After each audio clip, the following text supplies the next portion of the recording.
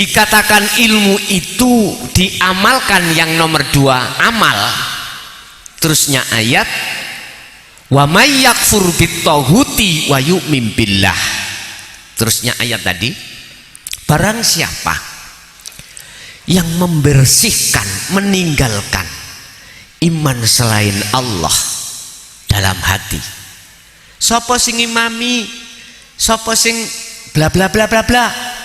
Terus jenengan jawab, makhluk kawe, makhluk kawe. Padahal kabeh datangnya dari, nah, iman yang seperti itu, yang kita masih beriman terhadap selain Allah. Wa may yakfur bittaghut, manakala kita bersihkan, manakala kita tinggalkan itu, maka wa yu'min billah, imanmu akan betul-betul hanya pada Allah. Anda akan bisa bertemu pada Allah. Ini amal. Berarti prakteke amale tadi, yaitu tadi yang saya katakan tadi. Waktu berdiri, jenengan hati selalu ingat pada Allah. Waktu ruku', waktu sujud, alladzina yadhkurullaha qiyaman wa qu'udan wa ala junubihim. Di sini Pak, baik ketika berdiri, rukuk, sujud, duduk, berbaring, hatimu selalu ingat pada Allah. Good. Istiqomah berarti terus menerus. Lah inilah takwa ya. Jikalau amaliyah apapun termasuk sholat yang ditanyakan Pak Kades tadi, secara hakikat akan diterima pasti oleh Allah manakala bersumber dari hati yang bertakwa. Bahkan ini juga didawuhake Syekh Ibnu Athaillah di dalam kitab Hikam, bunyinya ngeten, husnul a'mali nataiju husnil akhwal min qalbin zahidin. Amal yang diterima di sisi oleh Allah pasti adalah ketika jasmani melakukan amaliyah, keadaan rohaniah kita, buah yang muncul dalam hati kita adalah min qalbin zahidin, hati yang condong imannya hanya pada Allah. Wis, pandangan hakikat mesti diterima manakala hati yang bersumber itu tadi buahnya adalah qalbin zahidin, hati yang bertakwa. Wis, iki wis gak ragu, wis sudah tidak memakai insya Allah. Wis mesti, karena yang mengatakan mesti itu Allah. Tapi manakala dilihat dari kacamata syariat, sholat yang tidak khusyuk yang diakibatkan karena bersumber dari hati min qalbin rohibin mboten zahidin. Yang pertama itu min qalbin zahidin, yang kedua rohibin. Kalau rohibin itu hati yang condong pada duniawiyah, bahasane muga-muga, semoga saja insya Allah diterima oleh Allah manakala syarat sahnya sholat, syarat rukun sahnya sholat terpenuhi. Insya, nah, mudah-mudahan. Berarti kula nggih tetep memakai muga-muga. Wis muga-muga ae diterima. Lah ngoten nggih. Mudah-mudahan itu berarti bahasa doa. Mudah-mudahan diterima. Nah, urusan diterima atau tidak itu kan urusan Allah, ya toh? Bukan urusan kita. Tapi kalau kita mau masuk di hukum pasti, hitungan matematika 3 tambah 3 mesti 6. Itu bagi yang bisa menjawab 6 kalau dia itu paham ilmu matematika. Kalau Pak Tarsan, San, 3 ditambah 3 berapa San? Ya nggak bisa karena Tarsan nggak pernah belajar ilmu matematika. Makanya Bapak Ibu, sekarang menurut saya naiklah kita dari syariat ke hakikat. Lah thariqahnya mana? Semua aktivitas itu thariqah, Pak. Sholat itu thariqah. Thariqah itu apa sih? Jalan. Syariat ikut tumpahan ilmunya sholat, nama sholat ikut jalan thariqah, hakikat ikut tujuan. Sekarang tujuannya sholat ikut madhep sopo? Ini jelas Gusti. Berhubung hakikate ilmune Tarsan gak tahu belajar, ya gak iso ning makrifat, khusus mboten saged. Mangane dipelajari hakikate, tujuane. Wis tujuane teko Mojokerto rene ngaji, wujude tutuk kene, berarti makrifat, yaiku nyatane hakikat. Jadi jawab saya Pak Kades, diterima dimasukkan surga atau tidak itu melihat kacamata mana. Kalau kacamata syariat, mugo-mugo insya Allah, bila mana syarat rukunnya memenuhi syarat insya Allah. Tapi nyun sewu, waktu jenengan sholat ada di situ, nggak ada ingin bertemu Allah, nggak mungkin. Nengati ono karep aku sholat cek ketemu Gusti, nggak ada. Paling aku sholat engko ben oleh pahala, terus oleh dimlebokno surga. Padahal pahala surga adalah makhluk ciptaane Gusti Allah. Nah sekarang jenengan kalau naik di hakikat lain lagi wis. Sholat jenengan hanya karena Allah, ingin bertemu. Makanya setiap niat mesti ditutup lillahi ta'ala. Aku sholat karena Allah. Maksudnya karena Allah itu bagaimana? Aku bisanya takbir, bisanya membaca, bisa melihat, bisa mendengar, bisa apapun yang terjadi pada diri saya itu karena dibisakan Allah. Itu maksudnya lillahi. Artinya nggak ada dalam diri pengakuan kalau kita yang menjalankan, yang bisa menjalankan.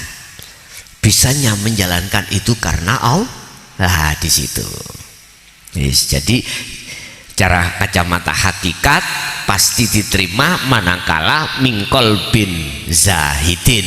Kalau dalam Al-Quran surat Maidah tadi, innama yataqabbalullahu minal muttaqin. Kalau hati bertakwa terhadap Allah, estu itu pasti diterima. Nih, ada lagi, monggo. Buah duku, buah pepaya.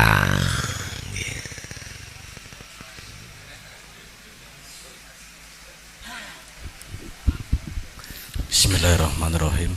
Assalamualaikum warahmatullahi wabarakatuh. Waalaikumsalam warahmatullahi wabarakatuh. Nyuwun sewu niku Gus, ajeng tanglet kaitane madhep maring urip kali menyatakan urip hidup. Teng awak kula wonten hidup, kali-kali sedaya para rawuh niki kan wonten hidup. Lah di antara kula kali sedaya para rawuh niki wonten niki Gus Al-Latif. Napa nek nalikane dzikir kali salat madhepe kali niki, napa niki sing dinamakna hidup nih Gus? Matur suwun. Wassalamualaikum warahmatullahi wabarakatuh. Di dalam proses liqa pada Allah itu ada istilah muraqabah.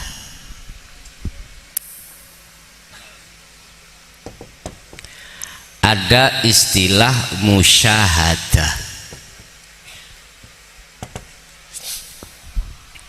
Apa muraqabah? Yang pertama tadi Pak, aku menghadap urip, Inni wajjahtu wajhiya. Iki proses. Itu dasarnya. Ada yang menghadap, ada yang dihadap. Ada yang melihat, ada yang dilihat, dan ada mata yang untuk melihat. Berarti masih ada 3. Ada yang melihat berarti makhluk, mata untuk melihat ainul basirah, yang dilihat yaitu Allah. Apakah yang dimaksud makrifat itu seperti itu?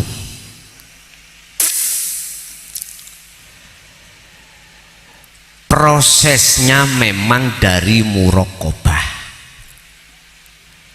mendekatkan diri pada Allah. Bahasa thariqah disebut suluk, orangnya disebut salik, kelakuane suluk. Dari pertanyaan apakah yang dihadap adalah subhanalladzi ini, zat yang maha suci hidup ini? Ya. Jawab saya iya. Karena Allah itu zat yang maha suci itu, baik di dalam maupun di depan, di belakang. Fa'ainama, dimanapun kau menghadap, apakah kiri, kanan, atas, bawah, di situ ada wajah Allah. Betul. Yang dimaksud urip yaitu subhanalladzi, zat yang maha suci hidup yaitu.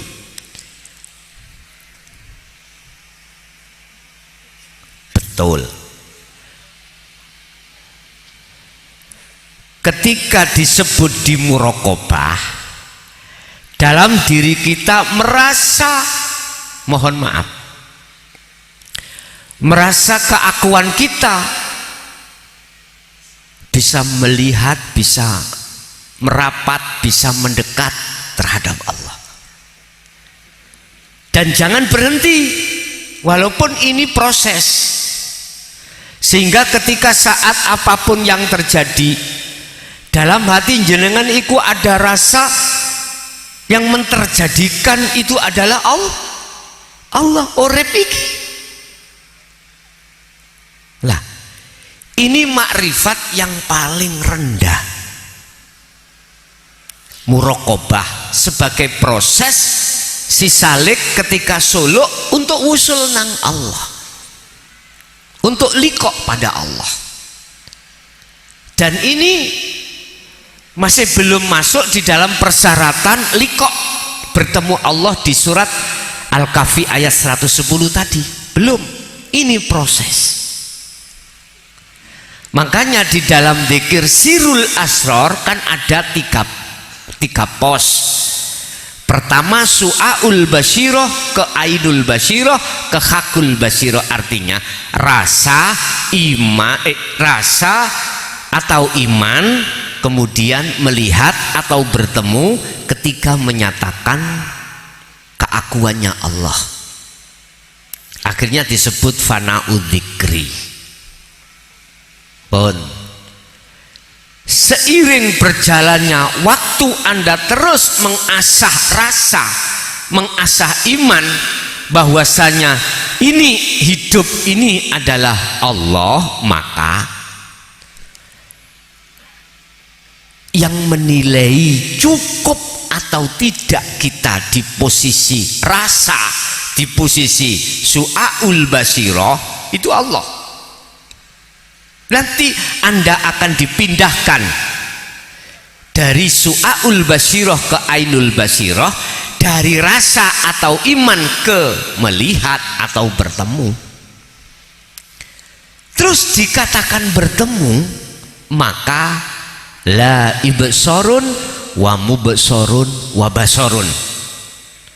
Yang melihat makhluk tadi kita, ruh tidak ada, alias fana. Nama mata ainul basyiroh tadi sudah fana. Terus yang kita lihat kholik disebut Allah, fana. Terus nama apa?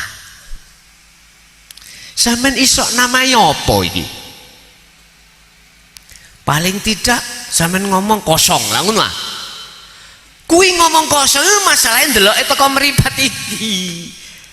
Ainul Basyari, coba kalau jenengan nyawangnya melihatnya dengan Ainul Basirah, kaiso omong jenengan, gak bisa menyebut, gak bisa.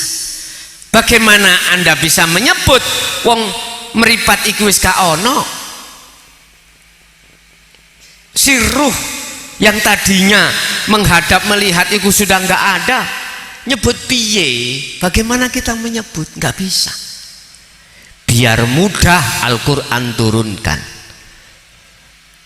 surah Toha ayat 14. Toha itu surat ke-20, 14 itu ayat bunyinya gini, innani anallah la ilaha illa ana fa'budni wa aqimis sholah lidzikri. Sesungguhnya aku adalah Allah. Yo, ini loh zat yang berbunyi, bukan kita. Sing ngomong, sing dawuh iku adalah zat yang maha suci yang secara syariat disebut Allah. Iku ngomong dawuh. Sesungguhnya aku iki Allah. Ora ono pangeran, tidak ada Tuhan yang wajib disembah kecuali aku. Fa'budni, oleh karena itu sembahan aku, madeponang aku toh. Bahasa Allah nanti nggak ada toh. Aku. Wa aqimis sholah, jagalah sholat lidzikri, semata-mata untuk ingat aku. Loh, aku lagi. Berarti bagaimana? Dikatakan makrifat amal arif la yarawna li anfusihim syai'an bal yusyahiduna annal fa'ila huwallahu ta'ala. Sing sampai sebut urip tadi loh ya, berkata ya aku iki Allah. Sing ngrungokno ya Allah, sing ngomong ya Allah. Lho pundi sampean? Enggak ada. Itulah yang disebut man arofa nafsah fakot arofa robbah. Sing sapa wonge roh kenal dirinya, maka dia akan kenal Tuhannya. Kenal dirinya sapa? Awak dhewe iku patung. Patung iso omong mboten Mbak Bu? Mboten saged toh? Mboten saged. Patung sampean rawuhi, sampean datangi. Tung luwe njaluk minta nasi pecel dah. Saged jawab? Itulah kita sebetulnya itu. Kalau kita sudah kenal siapa diri kita, maka akan kenal Tuhannya. Artinya apa yang muncul dalam diri kita, semuanya itu semata-mata adalah Allah, segala apapun. Ini kalau sudah disebut makrifat di makom musyahadah, sudah musyahadah.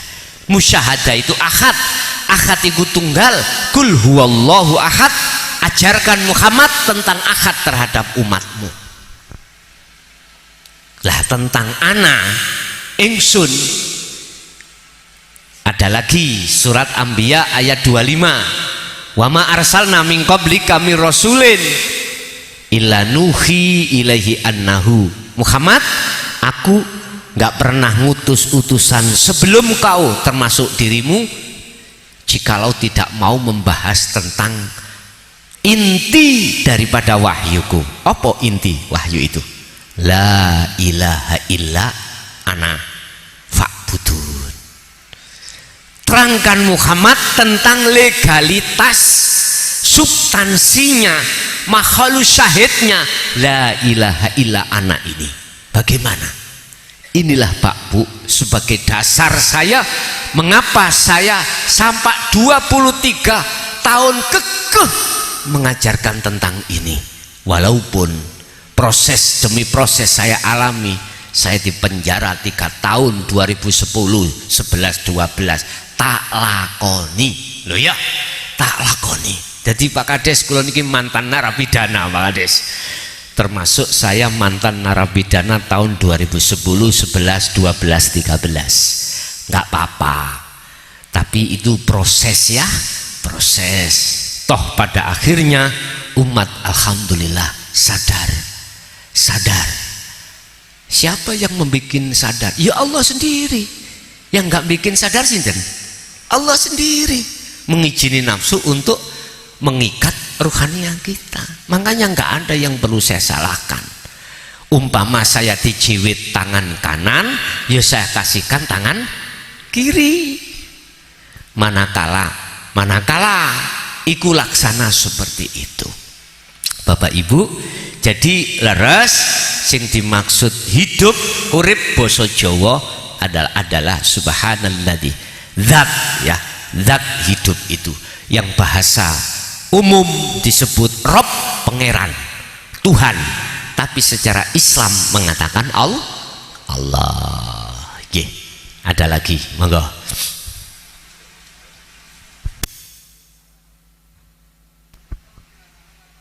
Monggo sing pada tanglet malih enten.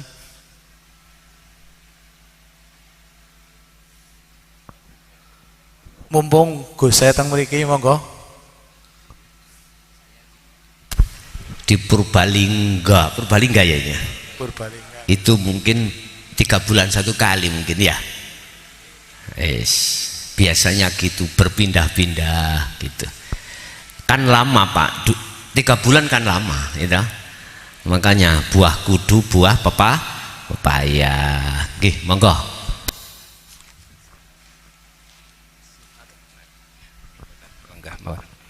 Assalamualaikum warahmatullahi wabarakatuh.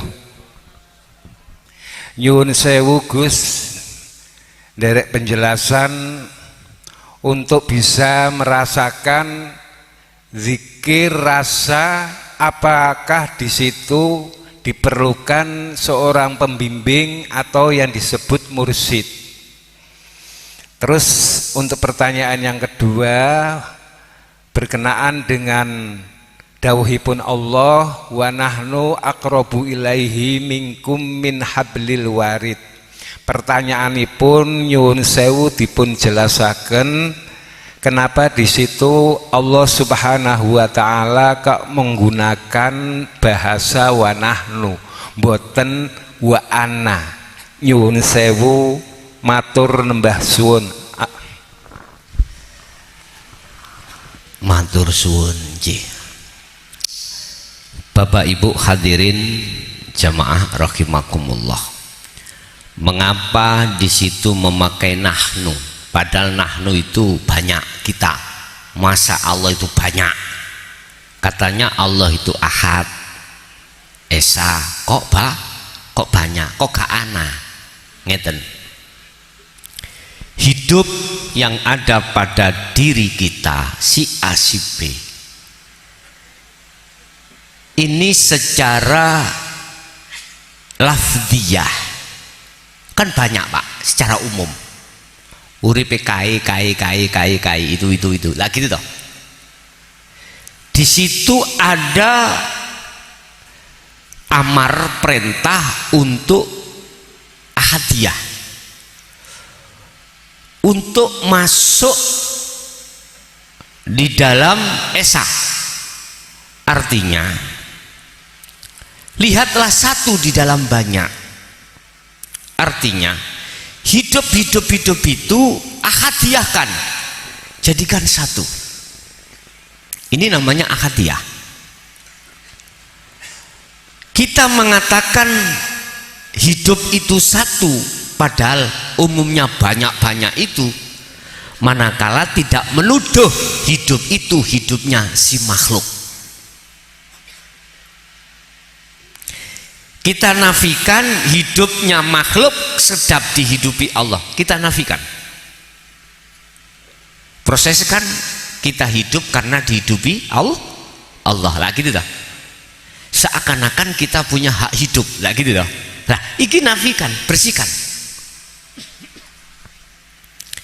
Kalimat makhluk yang mempunyai baju hidup, fanakan. Ini masuk di dalam aqaid seket atau sifat wajib Allah di dalam sifat ma'ani. Sifat ma'ani ada 7: kudrat, iradat, ilmu, hayat. Ini termasuk hayat, hidup. Hayat itu sifat wajibnya Allah. Sifat wajib itu sifat tidak boleh tidak ada, wajib ada. Hidup itu menjadi sifat wajib Allah. Lawane hidup, maut, mati iku jadi sifat wajib makhluk seperti kita manusia. Bukan perkaranya kita hidup sebab dihidupkan oleh Allah lalu kita menghai kita hidup, nggak bisa, nggak boleh. Nah, hidup kita makhluk kita nafikan. Setelah kita nafikan, kita merasa hidup, maka hidup pada diri kita itu berarti hidupnya Allah. Nah, hati-hati, sing nggak paham, mpun senggolan dhisik, dingen sik ya, dingen sik kan. Karena pertanyaannya memang agak ke dalam. Ora popo, kayak pengalaman bagi yang belum. Lah ngoten nah. Dah. Kalau kita sudah mengahadiahkan yang tadinya dikatakan hidup itu banyak, akhirnya sampailah pada ahad. Ahad artinya tunggal. Berarti walaupun memakai nahnu kita, itu sama pengertiannya secara maknawiyah adalah ahad. Masuklah kau ahad di dalam banyak itu. Wis, kalau tambah bingung Gus, ya wis gak apa-apa. Duren cangkokan, leren rokokan dhisik ngono. Gak usah sepaneng-paneng, gak usah. Nyantai mawon, nyantai. Oke. Sekarang tak lewatkan mungkin agak paham.